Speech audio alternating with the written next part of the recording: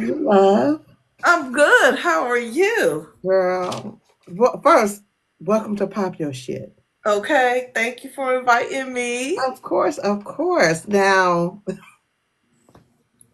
I don't know what I'm expecting from this interview because you are a wild card. Not bad. I love your content because you are so unapologetic.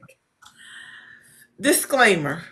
I do it for entertainment purposes. It's not really who I am. It's just who I pretend to be to give y'all a show. Or some of it is a show. Some of it. Some of it. Some of it might be just a tad bit who you are. Just a little bit. Thank you for having me. I'm so excited to do this with you. Girl, you first of all, you deserve it. Thank you. And you need to be seen, honey. You need to be on the stage. So if I can get you on somebody's stage, it might as well be mine. Okay. The best stage in town, baby.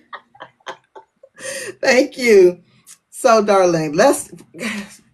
I'm just gonna jump right in. Okay. First of all, hey everybody. Thank y'all for joining. Get ready. This is the beautiful, the talented, the zany, the off the hook, the unapologetic Darlene Cunningham. She is all the things, all the things. So before we get into your catalog, let's, ma'am, ma'am. Yes, ma'am. What? Okay, I need to know how you got your start into writing. I'm not going to ask you the brown sugar question. How did you fall in love? I need to know. I need you to tell me what brought your creativity to life. Just walk us through a little bit. Okay, well, first of all, I fell in love with writing by reading. I used to read books as a child, the stuff we wasn't supposed to read, the Jackie Collins and all that other stuff. Mm-hmm. Love reading. I would curl up on Saturday and read books before I went outside to play. Right. As a teenager, I kind of got into poetry, doing that kind of thing. I've always had a love of word. And I wanted to write. Always wanted to write. Always wrote, but never had the confidence and the self-esteem to think I was worthy enough or good enough to put my work out until I went to therapy at 50. And after therapy at 50, I said, you know what? Bump this. I got a college degree. I'm going to go ahead and throw it on out there. And I just started writing what came naturally to me. And my most recent, most pivotal experience was going to Howard University at the age of 38. So that was my first book I wrote. I didn't know what the hell I was doing. Baby, I didn't know what the hell I was doing. I didn't know anything about editing. I didn't know anything about checking your work before you send it to an editor. I thought I was Ernest Hemingway. I thought I just wrote it and it was good to go and I was ready. Peyton Banks, who is an author on here, black author at Peyton Banks, suggested that I reach out to her editor. I got the shock of my life when her editor sent me my manuscript back along with about 15 attachments of what I needed to do before she would even look at my work. So yeah, I came in blind. I learned as I go. And I start on my other channel, I was doing TikToks about how stressed out I was and how scared I was. Like I knew nothing. And that's why whenever you hear me talk about to authors about what you should do, I'm telling you from what I know. I just don't want you to be here looking, cussing people out because they don't know what the hell they talking about. Really, you don't know what the hell you talking about. Right. Right. So 38, you decided to go to HU? You know. I'm a Gremlin girl. And I love that, we are HBCU Yeah. sisters, but ma'am, why at 38? Like I said, trauma. Growing up in the South with a boomer parent, no self-esteem, emotionally abused, physically abused. You just don't believe in yourself. And I had a full ride to an all-girls college in Columbia, South Carolina. It was a white college. Didn't go. Didn't think to go. I was in them streets. I was messing with them dope boys, messing with that money. You know what I'm saying? Popping my You know what I'm saying? Live life, honey. I put some of my stuff in my books. I just live. And it all came from me not knowing my worth. And at 38, I said, you know what? I want to go to college. And I made the decision to become a full-time student at Howard University. And I took the wildness with me, honey, because I was knocking them young boys down. And you know, at 38, Chad, you know that's when we at our peak, honey. I was knocking them down. Hold on now. One of them in Philly, one of them did me so good, girl. I wanted to move to Philadelphia after graduation. He was in the book, so this is college. It was the production room. That scene was true to life. Okay. Child, what I tell you, if you've never ever attended an HBCU, a time will be had, whether Honey, you wanted to or not.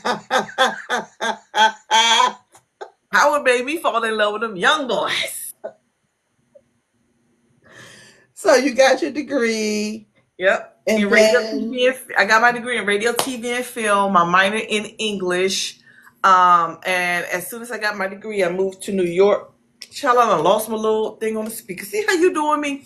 I moved to New York to live with my brother. I started temping and fell into education technology. mm, I started hanging out with all the actors. I became friends with a really good actor who was at New York graduate program at NYU. I would go to mhm. all the things. I was in, hanging out with the actors. Still wasn't writing. Still wasn't doing what I was supposed to be doing. Hanging out with the actors, shrooms, token and all that other stuff. In the LGBTQ plus community, because that's what most of them was. And I was still knocking down the young boys in New York.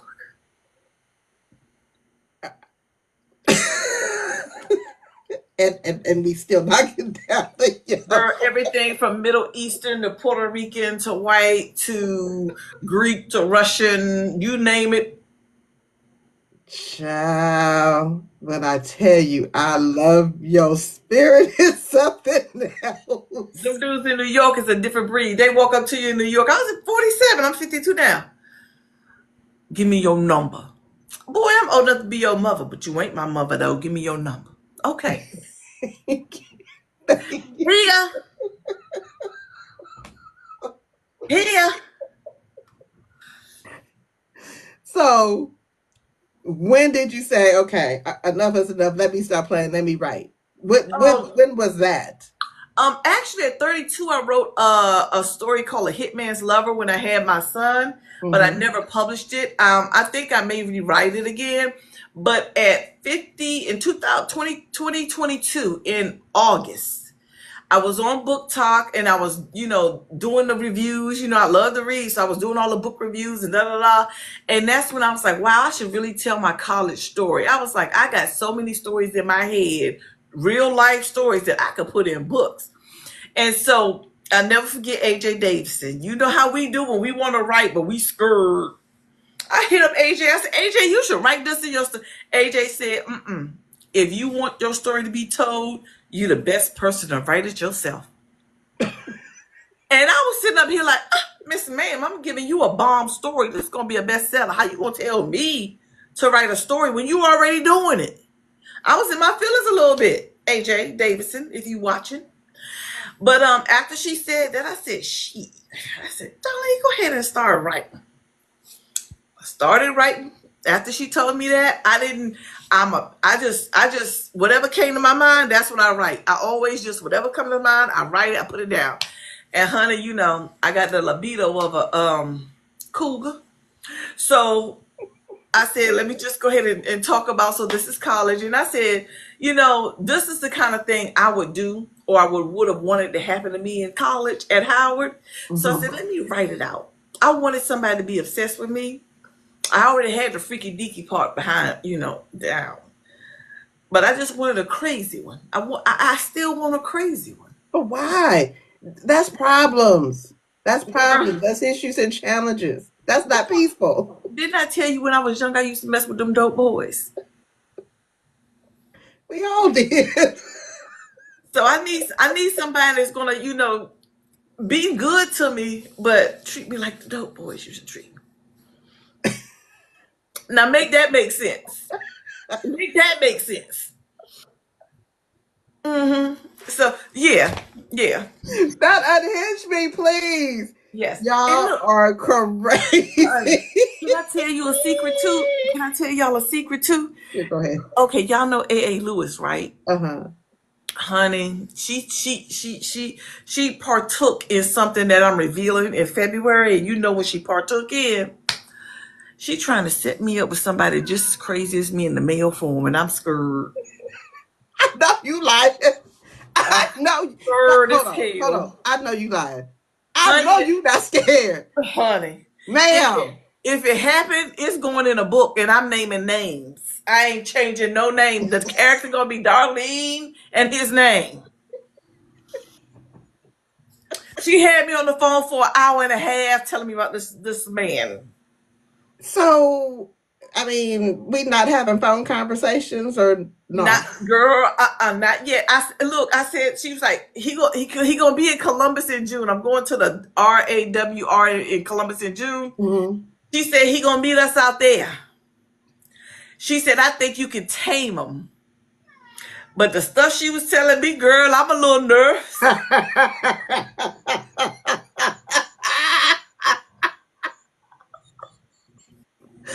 I know you lying. I not you. Honey, it's going in a book. If it happened, y'all gonna have a book. I know you lying. I know you lying. I know you are lying because not you. Didn't I tell you this is for entertainment purposes? I'm scared. I don't need you to be scared. I just need you to enjoy. And I'm serious. Like I be scared a lot, but do it scared. Wait till we get to Tulsa, girl. It's gonna be two. See, we can go to the bar and get that liquid courage. We're gonna be all right in Tulsa. Oh Lord, I'm scared. Now that I'm scared. You make sure I'm going. we gonna make sure our rooms next to each other. See who holler the loudest. Come, come get her. Come get her. Cause if you don't holler, I'm gonna knock on the door and cuss him out. Say you ain't doing something right, sir. Get it together. Oh Lord. Oh Lord. Oh Lord. I'm scared. I'm scared. Don't be scared. Just get ready. Oh Lord. I'm scared. I'm officially nervous about going to Tulsa. Shannon said interview over. Absolutely over. Absolutely. But we gonna get back. Okay.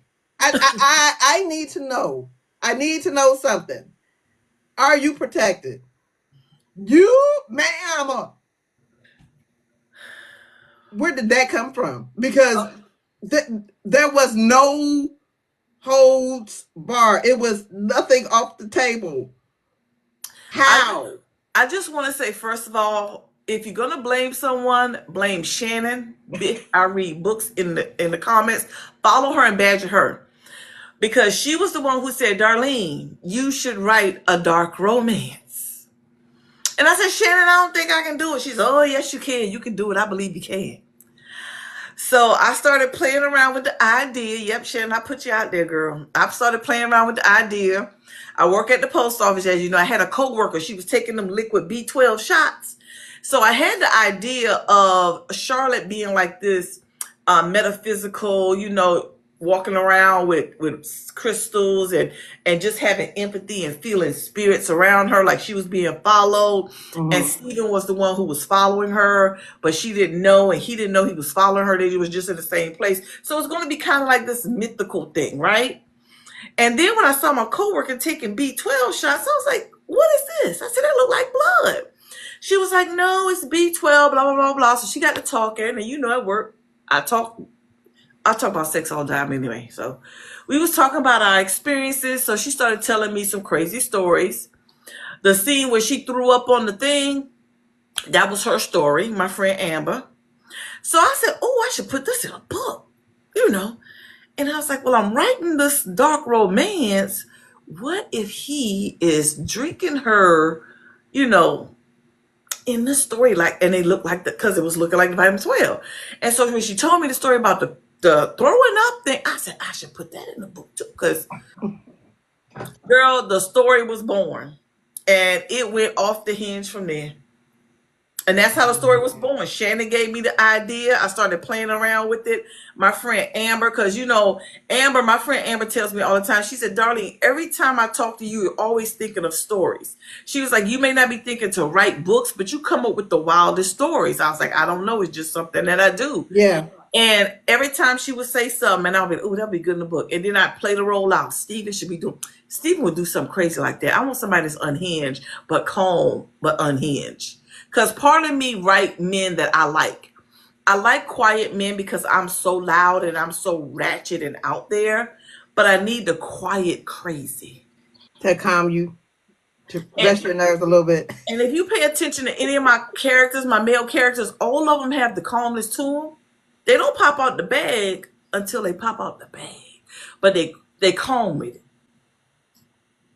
So that's how Are You Protected came about, Shannon, and my friend Amber at the post office with her vitamin B12 liquid drops. Hmm. The ending, and I don't want to spoil it for nobody.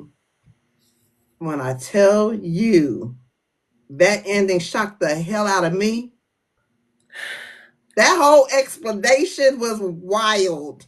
We had a whole discussion. Me, Shannon, Ebony. We have a group text. And we had this discussion about, because we're black women, and in the black community, we read dark romance with white people doing stuff that happened.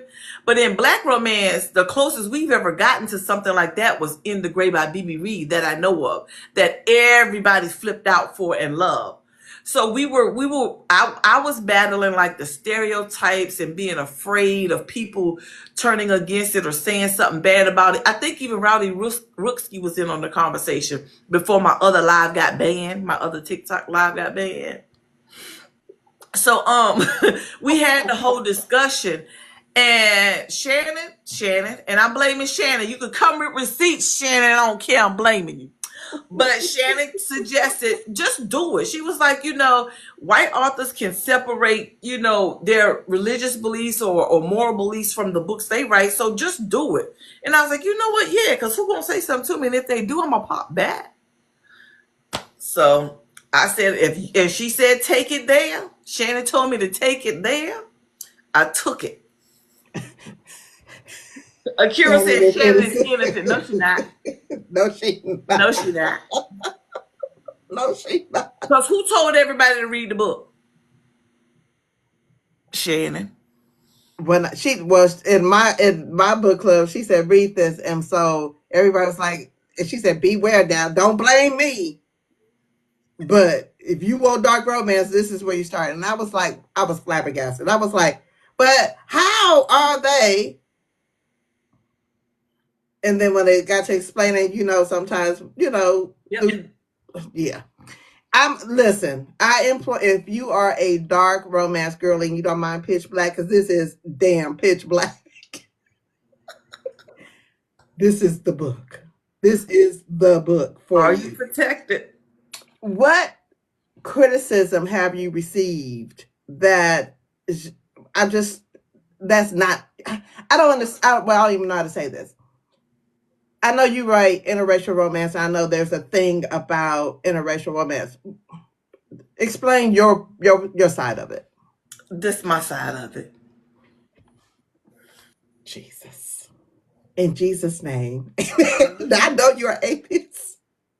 That's okay. You can say it. You can say it in Jesus' name. But okay, this is the way I feel about it.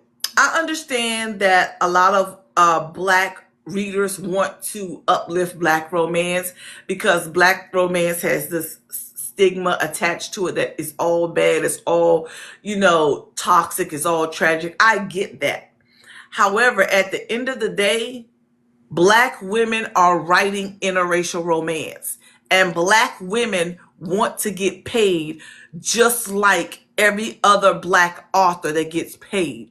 So my feeling is, and my opinion is like a butthole. Everybody got one. This is my opinion. Come in the comment section. I'm ready for you. My opinion is I wouldn't mind you uplifting black romance, but to totally exclude interracial when a black person is writing it, doesn't make sense. I understand you want to uplift black romance, but those fictional characters ain't trying to pay their bills. The person behind the pen is trying to pay their bills. So my interracial romance is trying to pay the bills because I'm a black author. So I feel, and also it goes into creativity because you're trying to tell us what to write. And there are some authors out there who do the trendy writing, who do the writing that's popular for the moment, like monster romance was big for a while, vampire gets big, it all ebbs and flows. However, I write what the characters tell me to write. If I get an idea in my head and the characters are telling me who they are and how they look, I can't change them, because if I try to change them and write Steven as black, even though he's biracial, it won't make sense. If But I he try didn't to, know he was biracial, right? right, oh, I'm sorry, y'all got to read the book. But if the ginger in my story, how could I make him a black character when in my head he's telling me he's white? Just like in my books here, where the characters are black, how can I make them white if they're telling me who they are, how they look, and what their mannerisms are? So I feel like this kind of delves a little bit for authors into the creativity of it, because now you want to stifle my creativity. And if you stifle someone who's creativity, you're not going to get their best work. Well, I think what irritates me about the whole thing is they say it's not considered a black romance because one person is not black. Well, that's not true because it's a black romance because first, the author is black. Second, one of the main characters is normally black, Right. whether it be the woman or the man. It's just a So, play on words. I right, feel like people play on words in order for it to fit what they believe it should be. You know what I right, mean? right, People twist and turn things into knots right, in order to make it fit their narrative. You know. right. So I just feel like people with opinions. I think that we were talking. It might have been yesterday, and then probably the day before. We've been talking pretty heavily about um, constructive criticism versus opinions, mhm. and sometimes people rate books based on their opinion versus on the constructive criticism of the book, whether it's missing a plot hole. It doesn't matter if the flow of the book is there or there's no plot holes, there's the timeline is there. They just don't like the book because they don't like the subject matter. But why are you reading the book if you don't like the subject matter? And let me get even messier. Oh Lord. Jesus. And I don't even believe in you, but I'm gonna say your name. They disparage or uplift books depending on who wrote the book, whether it's good or not. And I believe that's a big issue in the Black book talk community.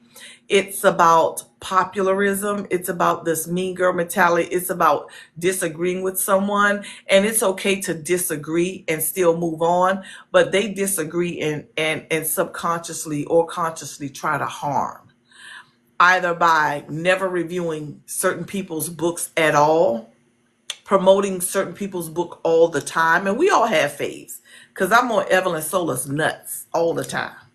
So I get that. But I feel like when it becomes detrimental to the author, we're missing the point, because the point is to uplift Black indie authors. If you want to uplift Black indie authors, do that. We can have a disagreement and still come together and say, let's go ahead and promote this book because it was a good book. Exactly. I think Exactly. that's an issue also that should be addressed, and I'm not trying to throw, I'm throwing a little bit of shade, but that's something that needs to be addressed. And if it since we're on the subject, let me get this off my chest because I'm gonna always be in my feelings about this. Example, AI was new.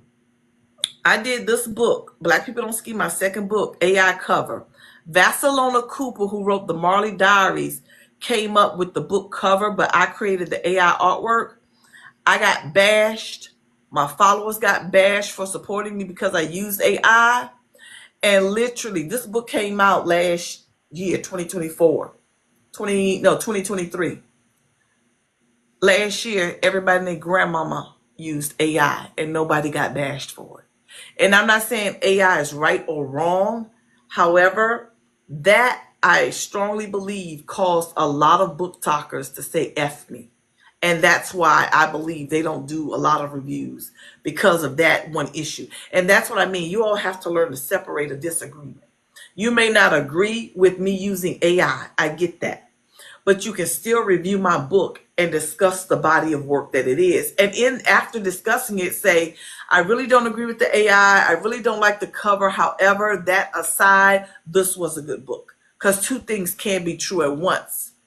But I feel like that's an example of having an issue and then trying to totally, you know what I mean? And I'm not saying I'm always right because I know I'm wrong. I take accountability. I know I do stuff wrong. I know I'm shady and I'm messy sometimes.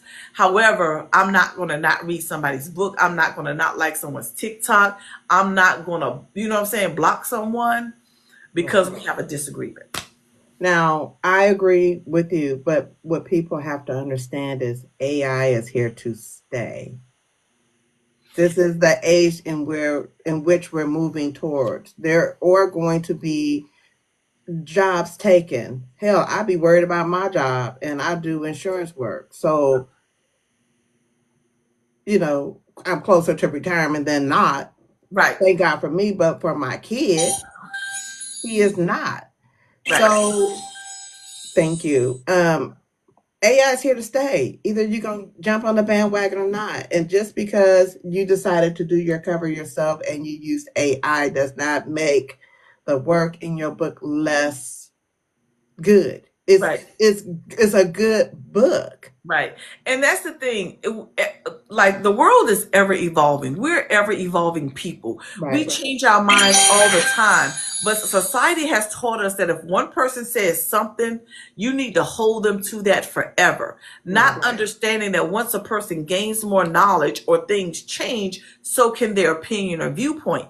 But I think it comes in part to people trying to hold you accountable for this one thing. So now that they bashed me so bad with AI, they have to stand on business because they don't want to be accountable and say, hey, I was wrong. I don't agree with everything that AI does. However, I understand now why people are using it. So you're going to have to grow into things. That's where you find, you know how when you have the auntie who used to be cool when she was younger, but she became dated and she seems old now because, oh, I ain't using no computer. I don't get on no TikTok. I don't do this. They become stagnant because they don't open themselves up to change. That's the same thing in the community with Right. AI, with the way, even with the way we write books, the way Eric Jerome Dickey wrote his books, totally different than what we write now.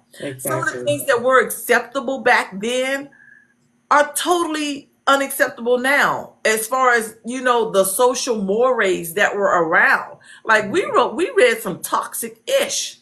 There were no trigger warnings, but as we grow, as we learn, and as we evolve, we change. Now, would Right. I always use AI? No. And guess what? Jaleesa did a TikTok where she said that the AI was beginning to look a little cartoonish and she wanted to see some real artwork. And I tagged her because I want everyone to see that, yes, I was AI addicted. However, I started using paintings and drawings that I found because I thought about what everyone was saying. I thought about their criticisms and I said, I'm not going to stop using AI, but there is a way I can balance this out. Right. And so that's what I did. And that's what I mean when I say ever evolve. And it's okay to make a mistake. It's okay to say you were wrong. It's okay to say you changed your mind. But I think because we as a society hold people to this, you gotta stand on business. I ain't standing on business because I might change my business. But people don't understand you have reserved the right to change your mind. It's okay to change your mind, but again, you can't be stuck in the past thinking it's gonna all stay the same, and it's not gonna always stay the same. Yep. This world is ever Evolving. evolving. It's always moving along. Yep. And if you don't catch up with the times, you're gonna be stuck behind. Like my father, he's one of those type of people. He was like, I wish I would have learned how to use a computer when you first bought your computer. Mm-hmm. Now I'm trying to learn how to damn text. Because again, it didn't stop because he refused to learn how to use the computer. That train gonna keep on rolling. You Yes. know what I'm saying? And that's how I feel with the black romance thing. I feel that a lot of the girls who are promoting black romance solely, a lot of them are reading interracial now.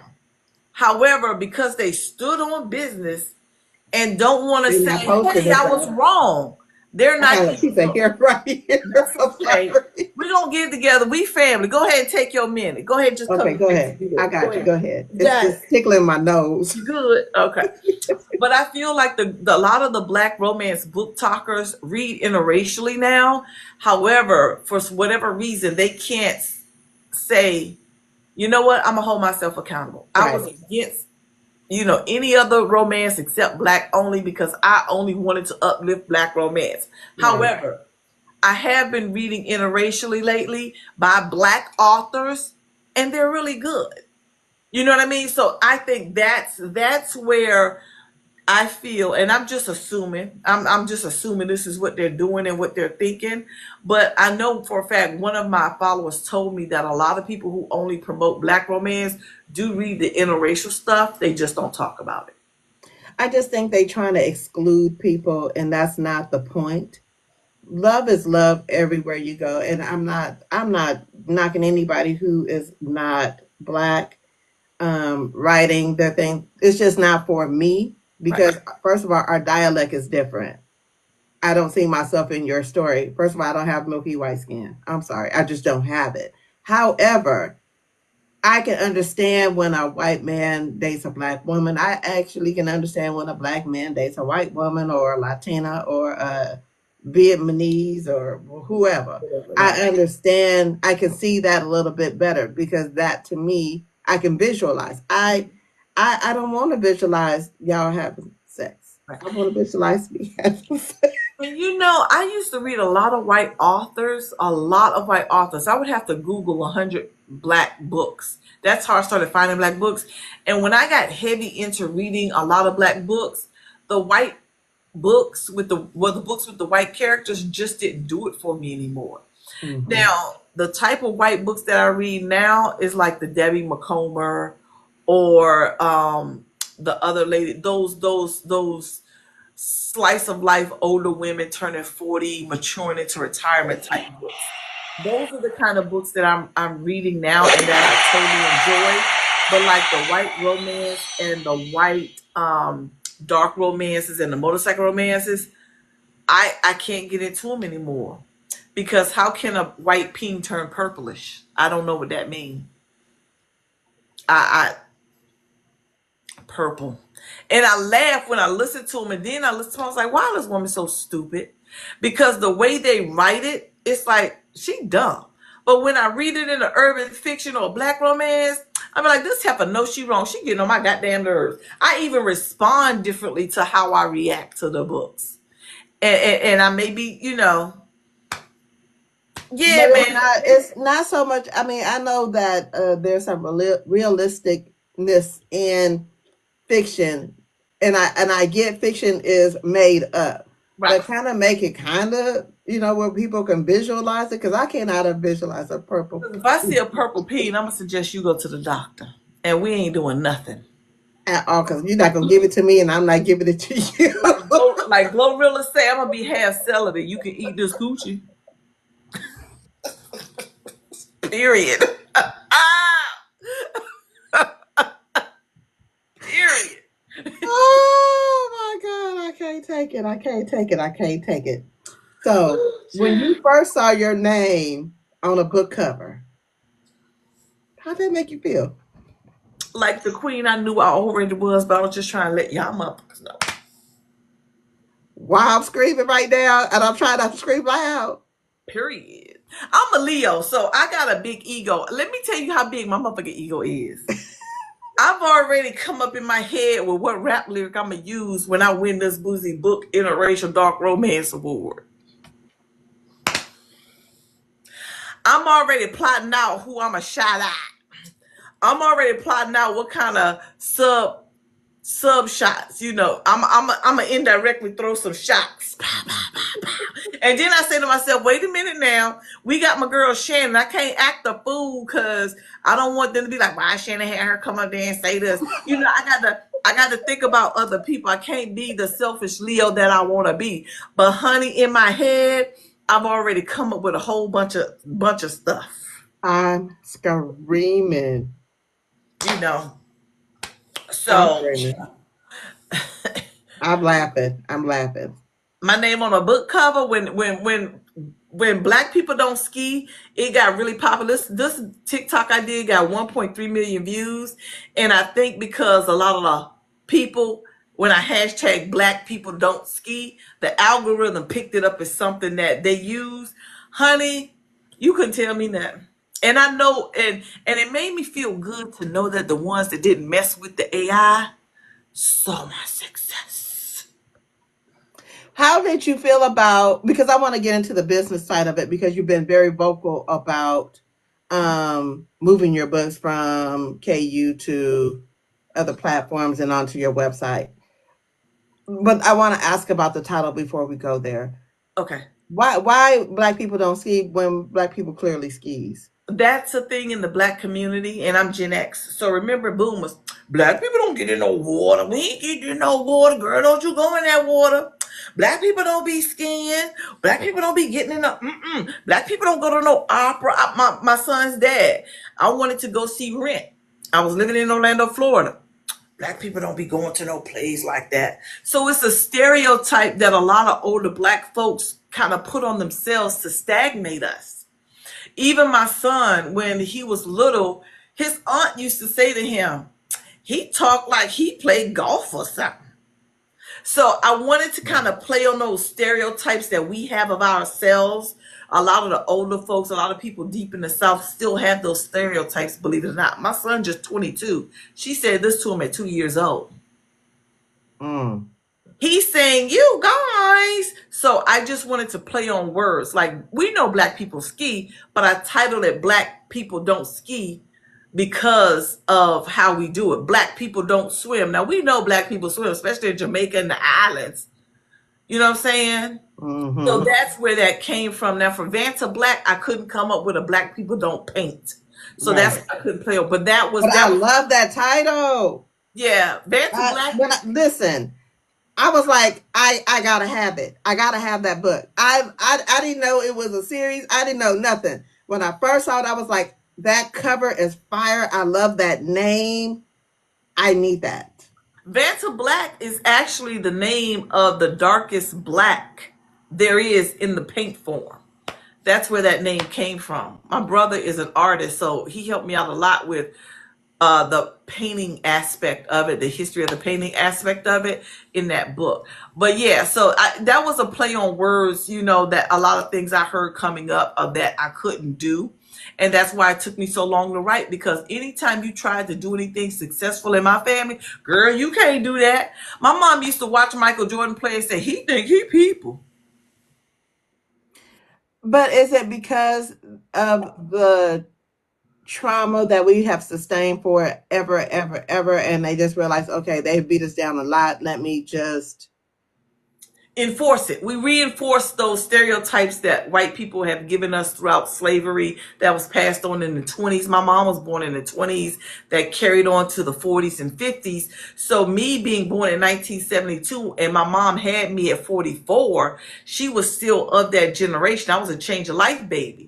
So all her life, she heard, you can't do that, you can't do that, you can't do that, you can't do that. So even if they saw something in you, it wasn't nurtured, it wasn't fed. That's why I didn't write my first book until I turned 51 or 50, because of those stigmas being reinforced. Wow. I get that. And my son was like, Mom, but we don't live like that anymore, because he's one of those kids that my son is heavy into Indy 500, NASCAR, any kind of racing cars. He's in it. Mm-hmm. He does good go karts. He has his little rookie racing, whatever it is that he does. Mm-hmm. But he's teaching grown men about car racing. Well, isn't that, aren't they racist? He goes, I'm not looking at it for the racism. I like the sport. Yep. Teaching them about cars and racing and the timing and how many laps they got to go and this and that. Mhm. And they was like, well, when did he get into that? I was like, I never doubted his passion. If that's what he liked, that's what he liked. Yeah. I didn't never say, oh, no, no, no, no. Now, I did say, oh, no, you're not going to be no race car driver because, Right. sorry, I'm not moving to but uh, Clock, Georgia, to so you can go learn how to race. I couldn't do that. I couldn't afford that. Right. You know, it was Daytona just Beach, me and Florida. him. Daytona Beach, Florida. My son's dad, he worked at the Daytona Speedway for over 25 years. So I used to go to the races. So I understand what you mean. There were a lot of white people at those races, and many of them probably were racist, but we never experienced that because everybody got drunk together, everybody cooked out together. It's an experience. If you could go to the Pepsi 400 or Daytona 500, honey, you will have had a time. You hear Oh, me? I've been. Don't get me Oh, wrong. I had to oh, take them. You know, you don't okay, want to yeah, just yeah, like stifle their little dreams. So yeah. we have Sears Point here. Okay, And so we go to Sears Point. He travels for right. all of that stuff. Okay, The one of the things that his father did do, he did take him to Daytona 500 in down there. yeah. In that Georgia, and we did he did that. So it's not like he's never been. It's Okay. just that I was never going to just stifle up his dream because I just did not agree with it all or I didn't You didn't understand it. understand it. Yeah. Exactly. Whereas other parents would be like, you can't be no doctor because you're not, we black people are not doctors or black people are not dentists. Black people And they they getting are in no race there. car driving that fast. Who gonna drive that thing? Yeah, I was like, boy, I'm going to need you to find you a career right now because you need to Mhm. make some. Yep, yep, yep, yep. And But that's he has clients. He teaches kids and young adults how to go kart. yeah. So he's turned it into something. Yes, yes. He's doing what a lot of parents encourage their white kids to do. White people become so successful from things you would think, why didn't I think of that? You thought of it, but somebody told you it was too silly and you weren't gonna make no money doing it. Right. So Right. yeah, that's what that is. Yeah, Yeah, but I'm glad, but again, parents, when your kids have dreams, you cannot stifle their you dreams. can't. I did. I partially did, but then I had to realize it ain't me who's enjoying it. It's him. Hmm. Sometimes you gotta suck it up, buttercup. Yep. And then if they change their mind, that's okay. Child, my son went from wanting to be a paleontologist, and he majored in biology in college, to wanting to do art, to wanting to become a tattoo artist. Now he's an electrician. He speak about 500 million different languages.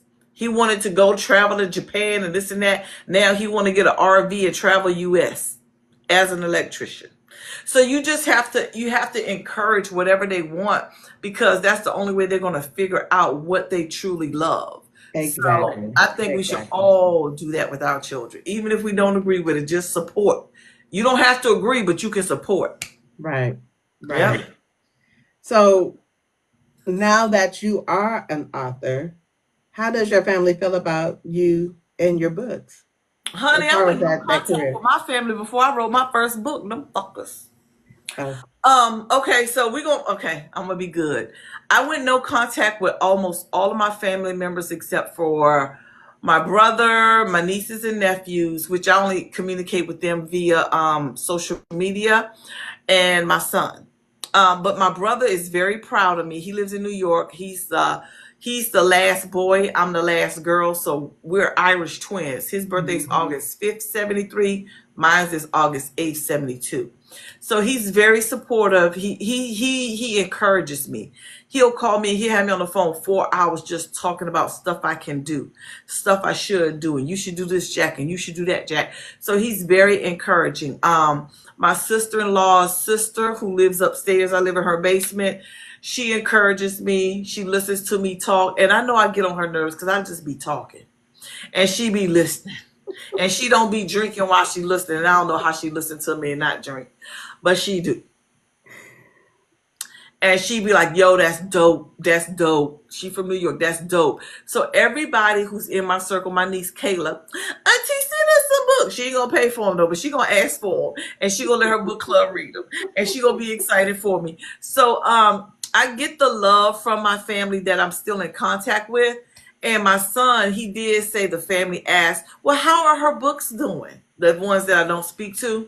And he said, Mommy, I always tell him, oh, she's doing pretty good. She send me money all the time. So, big up to my son Isaiah. He be boosting me. Oh, But yeah, so yeah, they're supportive, they're happy for me. But just like black folks, they ain't gonna want to pay for no book now, honey.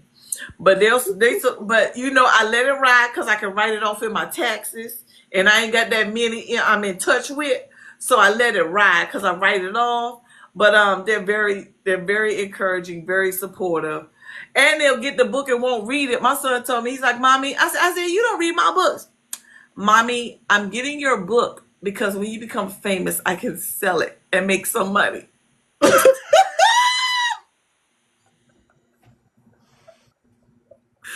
So every time I send out a promo package, I have to send him one, and he don't even open up the envelope. He got them stacked up in his closet. He won't even open them. I'm screaming. It be I'm screaming. your own people. Now my son, he goes, I said, I was telling him, I said, guess what? And he goes, what? I said, I read 338 books on KU this year. And that's not the books, that's not including the physical books Right, and stuff that I'm getting in the arcs. He right. goes, I read 338 books too, because I heard every last one.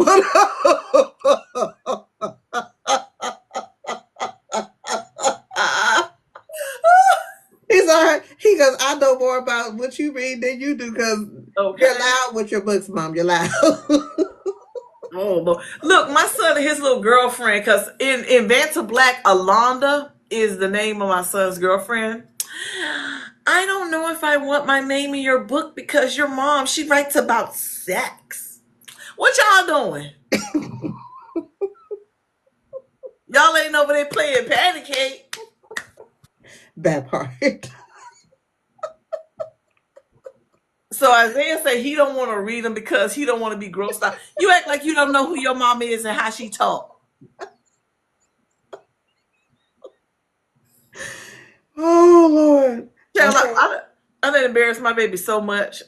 He probably glad I'm writing books now because I don't have to tell. Because I tell him what I be thinking. Oh, poor Isaiah. If y'all come to Boozy Book Tour Arlington, my baby live in Virginia. He gonna be there. He gonna be helping his mama sell books. Oh, He ain't gonna I be able am to tell so you what it's pleased. about. He gonna say it's about sex, and that's all he gonna say. Because according He's to going to him, back up the order. Here right? you Because go. right, according to him, his mama is not the marrying kind. Well, you got some fans, some readers that's going to Virginia. So I'm excited for that. Yeah, I wish I could come to Virginia. I wish I could come to every tour, but girl, my job be like, girl, sit your ass down. honey. Look, I was at the post office today. I love the post office, child. They paid us if we worked on the holiday. They paid us double time, plus they gave us 8 hours extra, so we got paid triple time. And Wow. because the president passed away, rest in peace, Jimmy Carter, we got what's called an admin day where we can use it as 8 hours leave. So I was telling my supervisor, like, look, I got 5 book events next year. This year, she was like, "Well, get them in early because we go by seniority." I said to myself, "You go by seniority, I'm gonna be calling leave without pay, or you gonna approve my annual leave, but I ain't gonna be here 5 times this year." And then it's doing busy season in the summer, child. But it is what it is. You have a business. Right. Because when the post office go away, then guess who gonna run your business? You. Period. We So, trying to but set up a retirement, ma'am. right, right. We done got all off the subject. We was talking about KU, child. I'm sorry. Let's Oh, go. let's talk. That's okay. It's Look, okay. It's okay. It is what it Auntie is. Kel said if it go left, we're gonna make it all the way right. So let's talk about that. Let's talk about um why the need to take it off of KU to really promote your own books and how you're doing it because I think authors need to understand their worth and clearly you understand yours. So and that's no shade, no tea. Right. I'm just saying, if you can do it and be successful, they can do it too. Right. I think it comes in part to you have to be realistic. It's okay to have a certain level of delusion. However, be realistic. You know what I mean? If you go into this business, you ain't gonna be a Kennedy Ryan immediately. Kennedy Ryan wasn't a Kennedy Ryan immediately. So I feel like, and I listen to readers. I listen to when they talk about how expensive books have become. I listen to when they talk about how expensive digital copies and audiobooks are. And I listen to that reader side, but I also understand the author side because I know how much money we Right. put into our stories. So I'm saying to myself, what would be a great way to get this done where everyone can benefit?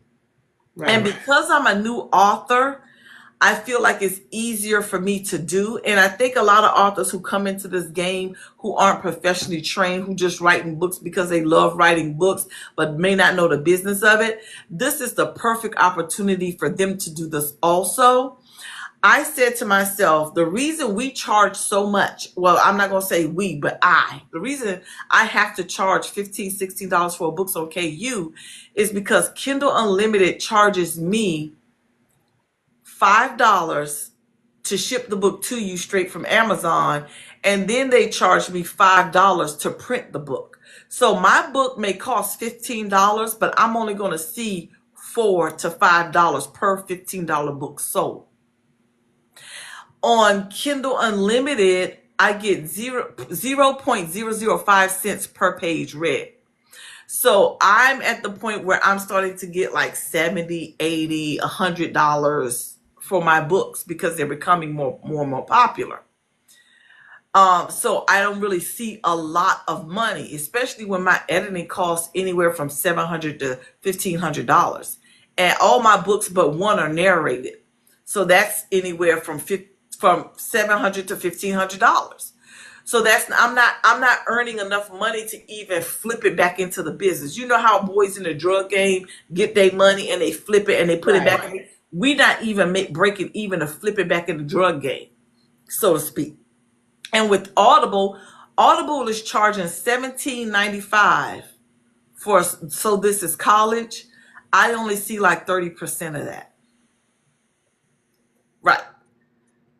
But I had to pay the narrator. I had to upload it. All they are is the integration tool used to carry the book on their platform. So I said, you know what? I'm a small enough author. And even if I was a big enough author like an Alexandria House, she got so many people. If she pulled all her stuff, they're going to go to her website. But I said, I'm a small enough author where I can integrate everything into one centralized location, charge less if they go to the centralized location, and then have that become habitual. Because anything you do for 30 days becomes a habit. And I have to understand, I ain't making that much money now. So I'm not going to pop out the baby like, well, that's taken away from my money on Amazon. I ain't making that much anyway. I can't pay not one bill with what I make off Amazon, respectfully. The money I made from Black People Don't Ski came from TikTok Shop. You know what I'm saying? So I'd rather not make no money at all and have everybody gravitate towards my website so it becomes second nature than to continue to get, how they say it on Boondocks, anally raped by KDP, Amazon, and Audible, which are all affiliated with the Amazon umbrella. You know what I'm saying? Mm-hmm. So that's what I'm doing, and I think it's beneficial for every author to look into it. You ain't making no money anyway. Let's keep it a buck. You ain't making no money on Amazon, KDP, and all that. You making money from book events. You making money from the book festivals. You making money from reviewers reviewing your book. You're making money from pushing your stuff out. Because Amazon pushes us so far down, you it's not, you can't. So I'm not losing anything, and so everything that I've lost, I reap. I have a tax account. I claim it at the end of the year. It's a write off. You write So it. Your claim is a loss. right. So I'd rather do that now and earn that money. That's why I participated in Bray. Because when A.A. Lewis came up with the Bray idea, yeah, I gave 4 books and a free audio book because I collect those email addresses. Right. And when my website, which hopefully before Boozy Book Tour Tulsa is up, I'll offer physical copies, e-copies, and audiobooks on my website. I'll be able to do a mass email thing. You'll get audiobooks for $8 instead of $17.95. Mm-hmm. You'll get ebooks for 99 or $1.99 instead of $2.99 or $3.99. You know what I mean? I'll be able to eventually mark down my books to $12.99 and $9.99 because I ain't got to pay no middleman.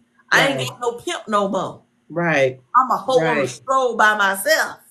You know what? Get off the stroll, girl. Get off the stroll. Get off the stroll.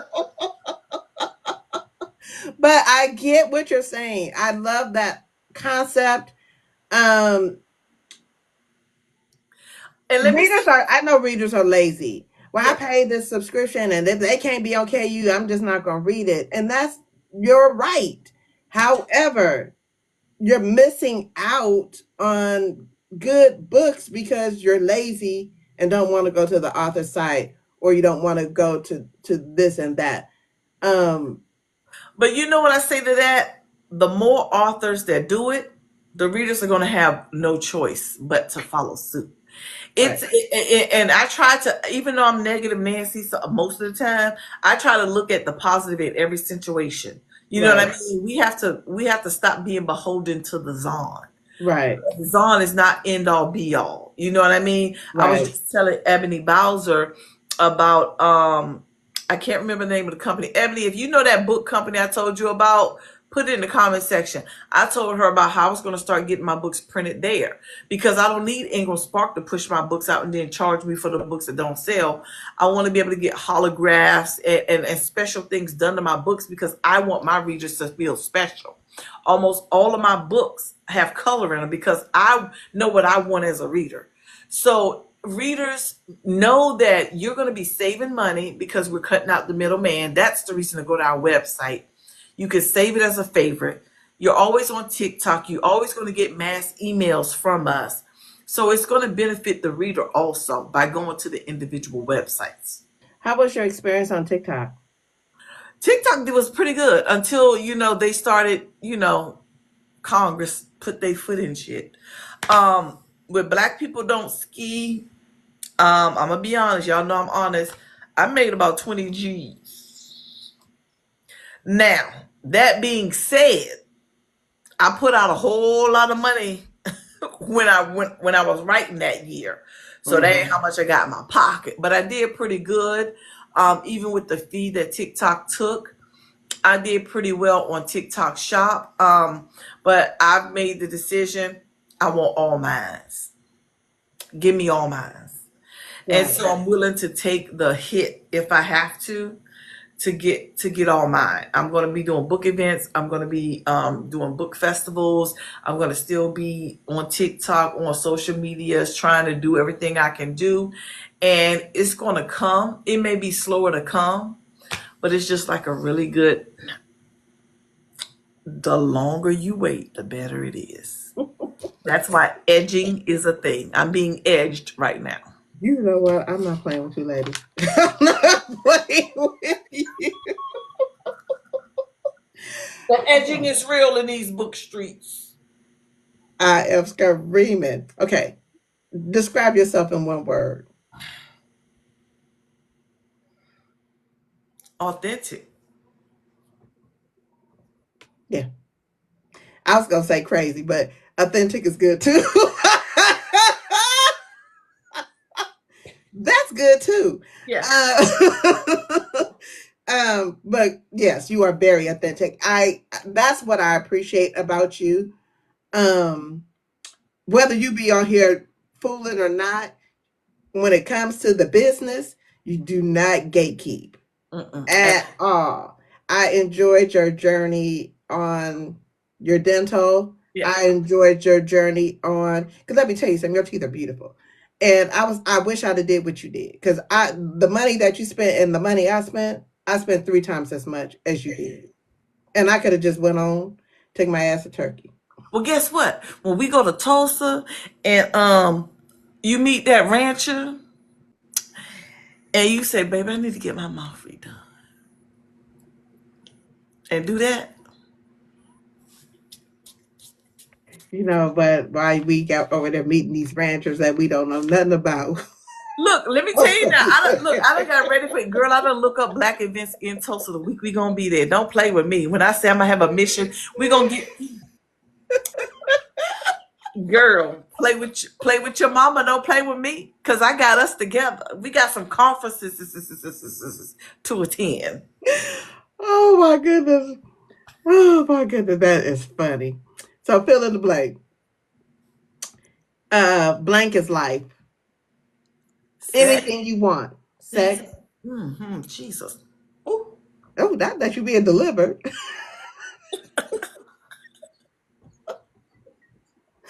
All right. Okay. For being delivered. My pen, fill in the rest of the sentence. Is a bad motherfucker. You heard it from her. Because it is. It is. That it is. Uh, you said that you're a big reader. Hmm. So let's do a last now next. Okay, now remember I'm 50. I can't remember shit about titles, but I'll tell you what the book is about, and you could probably tell me what the title is. I look young, but baby, I am 52. Go ahead. So what's your last book that you That just read? crazy ass book you got me reading with the bishop. Yeah, Chanel sleeping with everybody and their mama. She a hoe. Chanel a hoe. I got you on the bishop too. Chanel slash Dwayne is a hoe. And the detective getting teased and tantalized and titillized by the Bishop Fuller. You better do your job, detective, and stop looking in this man's face. I've influenced a lot of people with that book, huh? I'm reading this book. I said, this the police author writing this? Then he said, Chantel, I know I didn't sleep with her, but I kissed her. What? Well, she was having an affair with so-and-so. What? It's called The Secrets of a Billionaire Bishop. Child, then the pastor, if it's a hole and hot, he in it. The bishop is blessings, his blessings. Yeah, when he opened the church up to all them women to come in and get quenched. What was the women getting? They was getting quenched. Blessed, honey. Oh. If you're ever lonely and feel tempted, here's a card. What?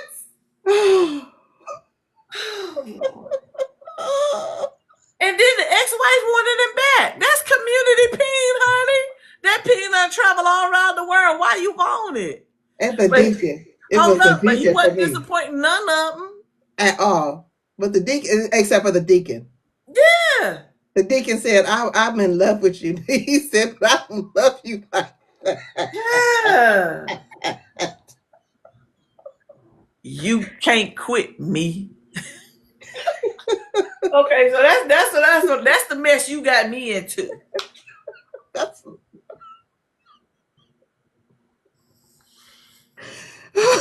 I'm sorry. That's okay. I'll be trying to wreck nobody TBR, but if I feel like a book is good, I'm gonna start with I'm gonna blame Storm because has she not recommended him The for me to lies. interview him and him being persistent saying can we set a date? Child, I them church probably wouldn't have hats, read the book as fast, but when I read the book, I was like, I've got to share it.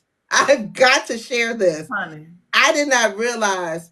I saw a couple of videos today. They was like, "Oh, this book is all over the FYP," and I was like, "Is that You, because you, is it me or is it Storm on the you, collection? you.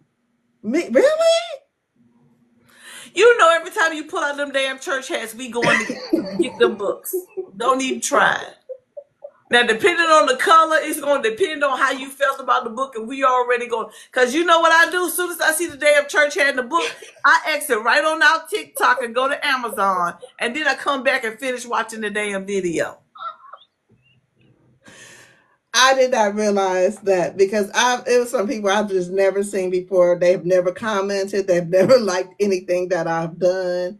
And I mean, no tea, no shade. I don't even think that they're following me, but they read the book. So as long as that's what they're doing, that's it. That's it. Yeah.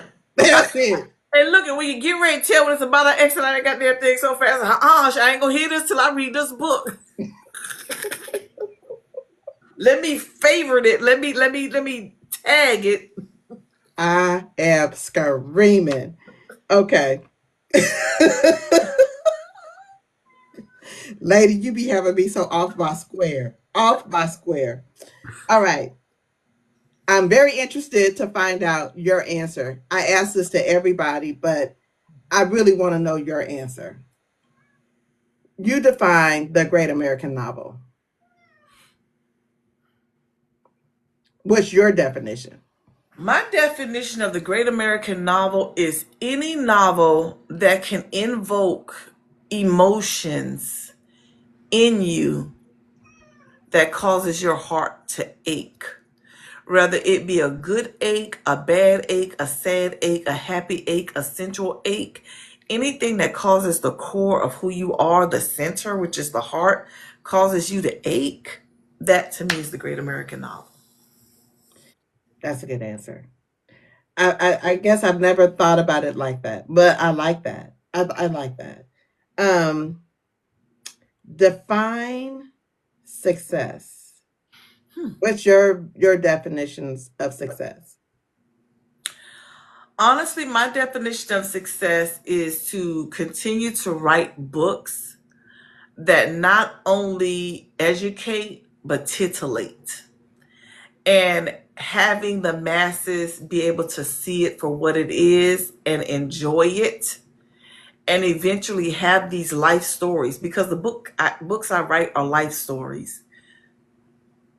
Have these books on somebody's screen one day. Okay. Okay. Where do you see the Darlene Cunningham brand in 5 years? Hmm. It's so much I want to do.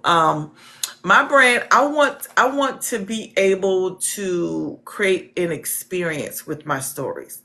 I don't want to be labeled as just an author. I'm a storyteller first, but I want to, with each book, create an experience.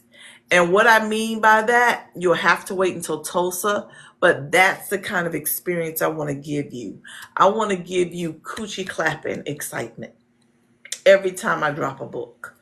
And when I say that, I mean not just the book, but themes with every single book, things that will cause your heart to feel special, that this author not only wrote a book for you to purchase, but considered giving you something in return for you giving them something. That's what I want. I want your coochie to clap from reading the book, and I want your coochie to clap for the experience of the book, and not necessarily sexually coochie clapping, because my coochie clap all the time. It don't have to be sexual. Ma'am. It might be clapping right now because I'm so happy. I'm gonna pop your ish. Clap, clap, clap, clap, clap, clap, clap.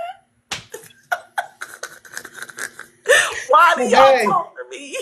baby, when I tell you, this lady here next to me, come get her. Come get her. And y'all come get me because I know I be with the foolishness with her. Come get her. Come get her. Ah, wait till y'all see my shirts. Oh, I'm please, Shannon and excited. Storm, don't kick me out because I am wearing my shirts. I even said to my friend, I said, Amber, I don't know if I should wear this shirt. I'm thinking about you. She said, what they gonna do? Wear that shirt. I said, but I'm wearing one of these every day except for at the award show because I got to be a grown up at the award show. I got to be a grown up. I don't care. Wear them. I was like, but they may not want to take pictures with me with the book with I'm these. taking a picture. Honey, okay. You say that. And actually, I'll be there, as you know, but I will be podcasting from there too. So Okay. come to my booth. All right, honey. Well, be ready. Hey, baby. I cannot with you. Um, do you ever think you'll be traditionally published? Hell fuck no. Why not? Why? I'm doing it now by myself with nobody taking my money. The fuck? Okay. I was I'm, just asking. I I'm just need the people to know. Issa Rae. Didn't she start on the internet with Awkward Black Girl? He did. Thank you. He did. I done sent my script to Rowdy Rookski to do whatever she want to do. And she can do whatever she want to do, and I don't care. What I need a traditionally published person for? Some people feel like that's the way. So Well, they can feel it I out. just, no. Nope, Shannon, she could do all the book covers. She could tell me, bitch, this shit is trash. Why you got all these dialects in it? Like she told me with Santa Baby. And I got mad at her. She stopped trying to tell me what she thought. I said, Shannon, don't you be not telling me what you think just because you got mad because I said something. You better clap back. I got Ebony, who I call when I need a mama figure, to say, look, in a calm manner, this is what it is. And I think you need to look at it this way. I got my marketing team. I got my developmental team. I got my reviewers that come in there and say, you need better editors because this was this, this was that, this was this. What I need a traditionally published person for? Do you feel like you would be stifled Hell if you no. went that way? I'm just saying, if you were ever to be traditionally published, do you Oh, think you would be yes. I stifled? would be enslaved, not stifled, enslaved, because I wouldn't be able to fully be who and how I am. They will tell me, oh, cartoon covers are in now. We got to make you a cartoon cover. Or flowers are in now. We got to make you a flower. Well, you can't say, I was getting ready to say the P word on here. Oh, we ain't trying to get banned on this side. You can't say that.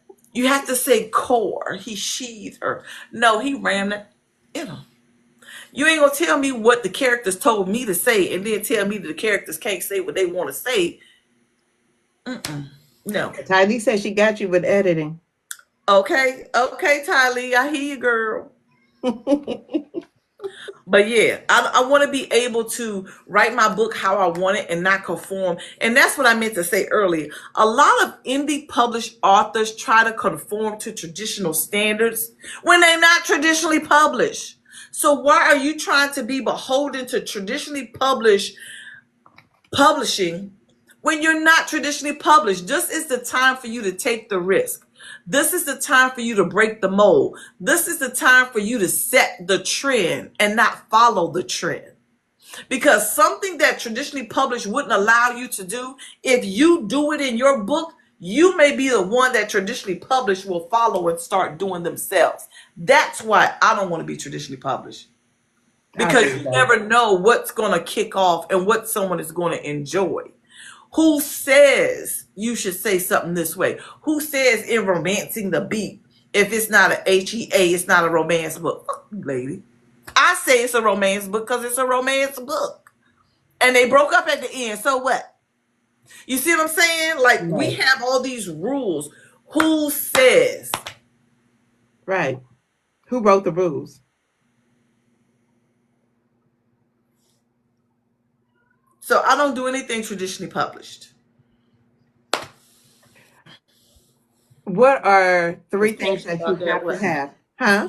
I? I was passionate about that, wasn't I? Yes, you was. Baby, you got into it. I was trying to let you have your moment, honey, because you had a moment.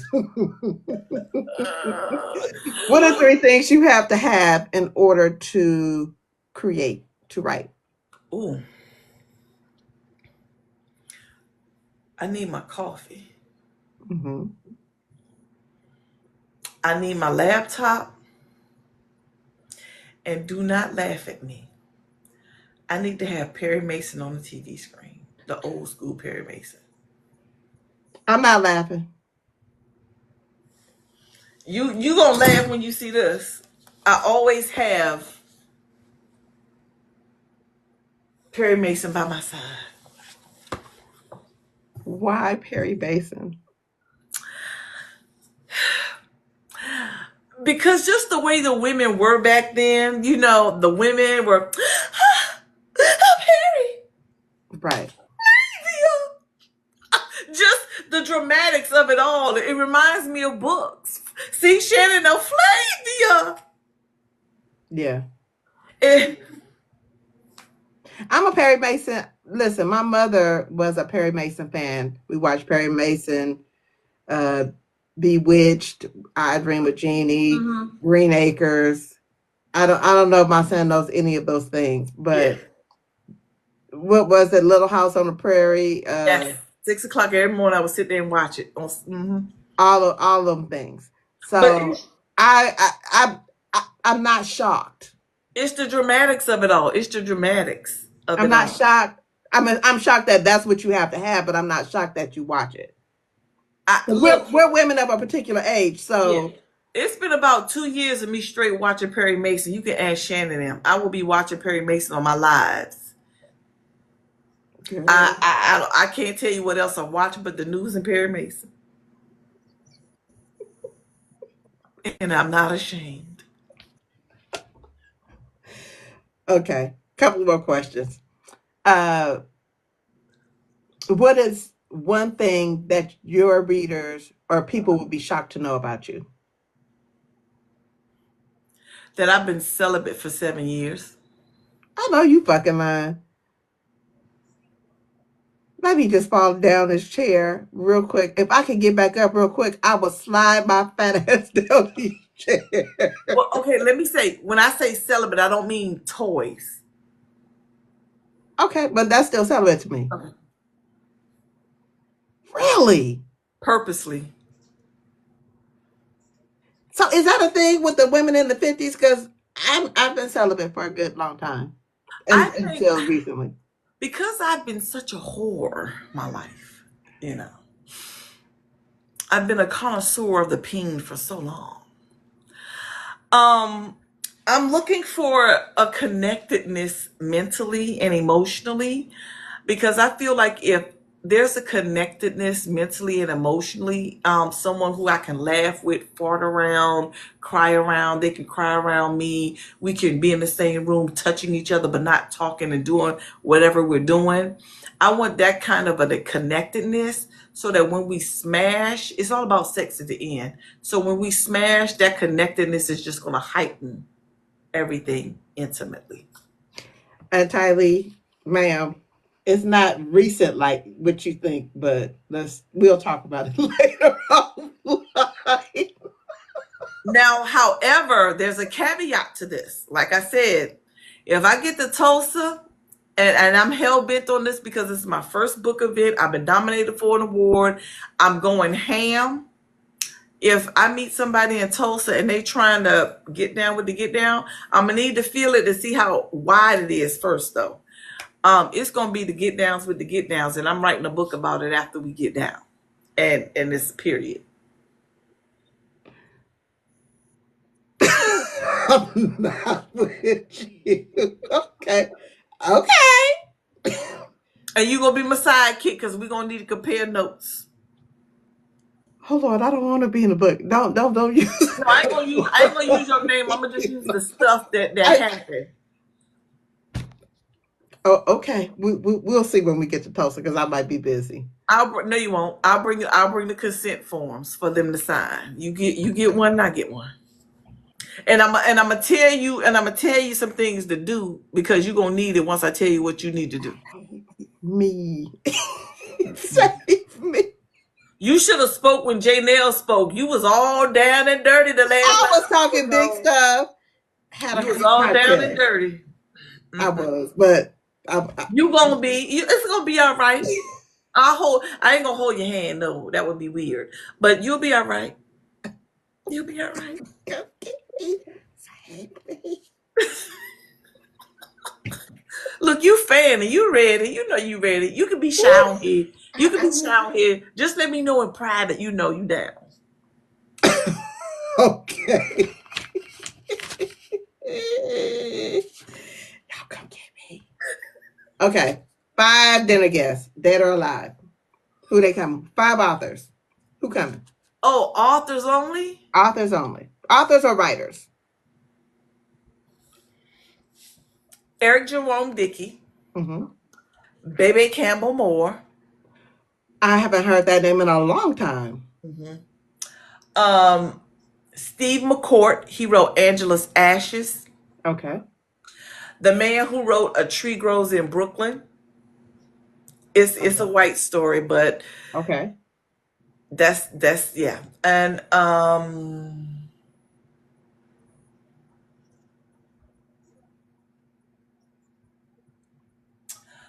I would say, and don't shoot me for this because I love their work, Shakespeare. Why would I shoot you? Okay. It's your dinner party. I'm just Shakespeare. want to be a servant because I want to know what y'all talking about. Yeah, Shakespeare. Wow, that's actually that's something different. Hmm. But I haven't heard BB Moore Campbell in a long time. Yeah. And if y'all don't know who she is, Look her remember the girl? What was it? in Uh, the house, in bringing the the house. house. Yeah. That was Maya's mom. She was a author. I have a few of her books on my shelf. Yeah. Yeah. Mm-hmm. Wow. But But yeah, why Shakespeare?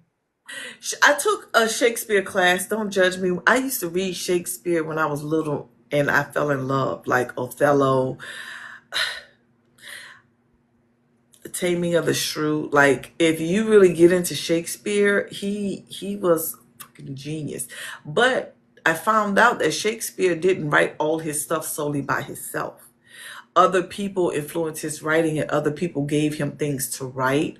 Mm-hmm. And I don't know, because I wasn't in that time, if he just used it or if they said this is a meeting place of like minds and let's get a whole bunch of ideas and leave ego out of this and just put on a great performance. Mm-hmm. And Mm-hmm. I love that he wasn't afraid to touch on topics that no one touched on at that time. Shakespeare was the man. Okay. Mhm. Why Eric Jerome Dickey? Eric Jerome Dickey taught me how to be sexual. Eric Jerome Dickey taught me how to be a conscious black person because he dealt with the diaspora, Africa, Ethiopia, black diaspora. He dealt with the hood black diaspora. He dealt with the wealthy black diaspora. He dealt with every type of black person there was. And I think he was the first person to cause my coochie to clap. You know that's going in the book, right? That's going in. I'm gonna need you to. I need you to. I need you to coin that in your book. I'm gonna need you to get that in there somewhere. Yeah, clap it. She been clapping all through this interview. Michael was clapping all in that damn book, Chanel Hohen self. She's a whore. Oh, oh. What book in your catalog you wish got more shine? Ooh, jeez. In my catalog.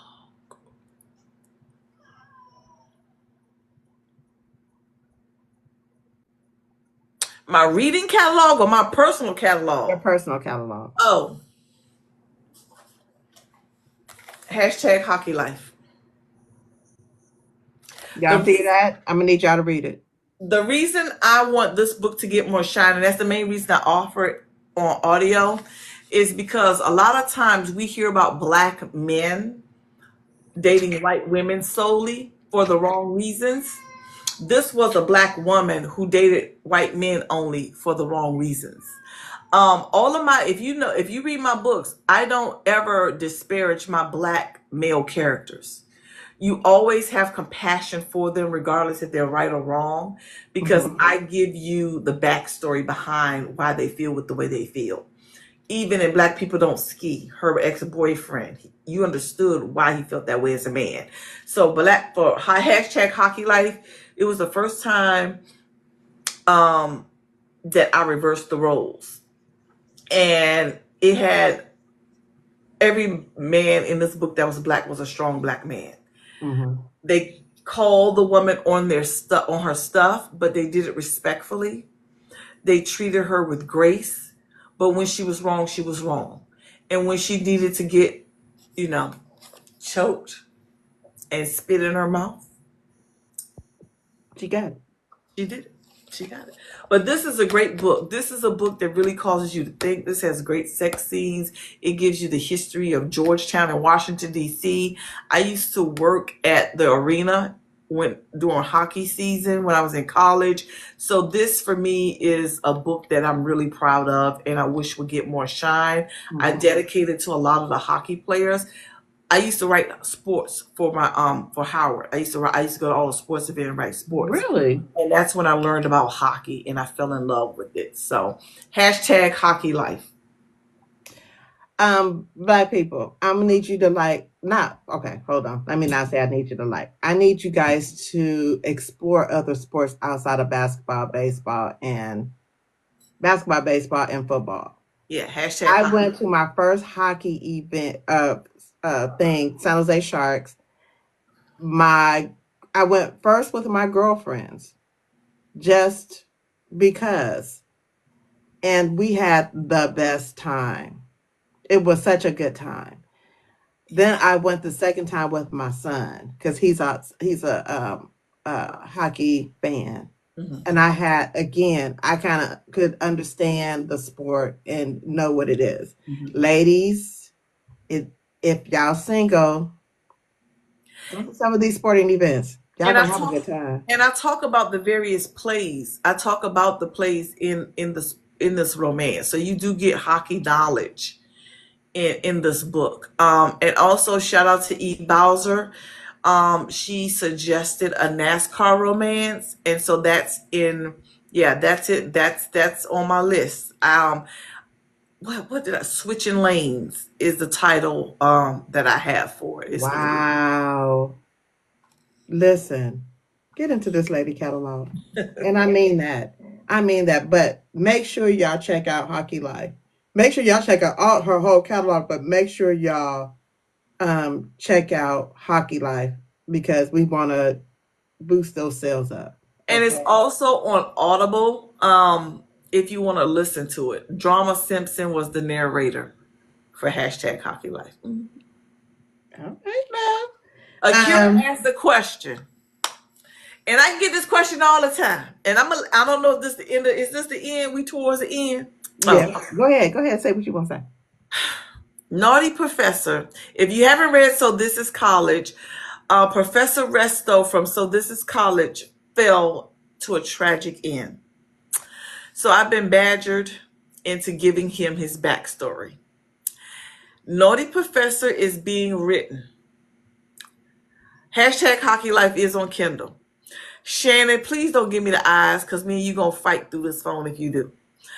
Hashtag Hockey Life is being written. See.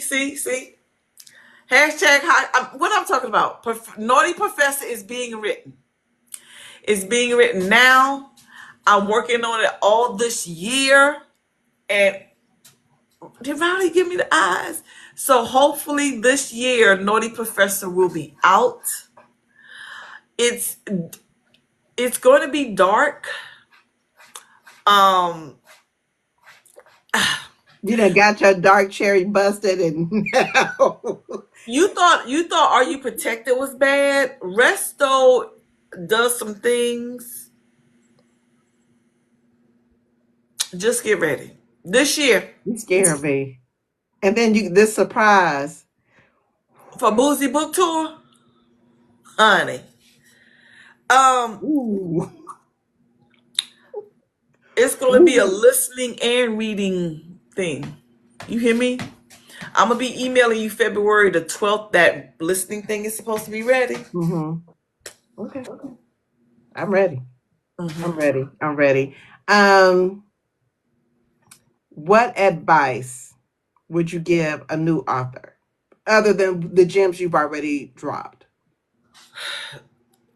The advice I would give a new author is don't be sensitive about your shit.